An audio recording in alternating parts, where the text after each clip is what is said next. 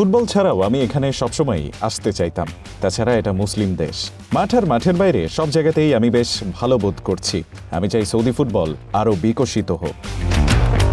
2023 সালে Real Madrid ছেড়ে Saudi pro লিগের দল আল ইত্তিহাদে যোগ দেওয়ার পর এমনটাই জানিয়েছিলেন সাবেক ফ্রেঞ্চ সুপারস্টার করিম বেনজেমা। অথচ এবার তিনিই কিনা ছাড়তে চাইছেন আল ইত্তিহাদ। এমনকি এই ফরওয়ার্ড খেলতে রাজি না আল ফাতের বিপক্ষে সৌদি প্রো লিগের ম্যাচটাও। প্রশ্ন হলো, হঠাৎ কি এমন হলো বেনজেমার যে সৌদি ফুটবলের শুভাকাঙ্ক্ষী এই ফুটবলার রীতিমতো এত কঠিন অবস্থান নিয়ে ফেললেন?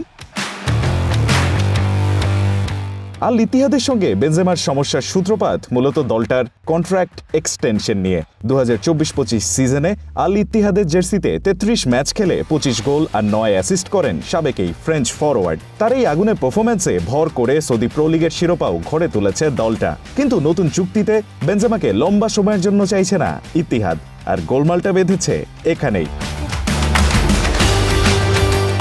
বয়স 38 হলেও বেনজেমা এখনও চান কমপক্ষে আরও 2 বছর সর্বোচ্চ পর্যায়ের ফুটবল খেলতে। কিন্তু ইত্তিহাদ তাকে এতদিনের চুক্তি দিতে চাইছে না।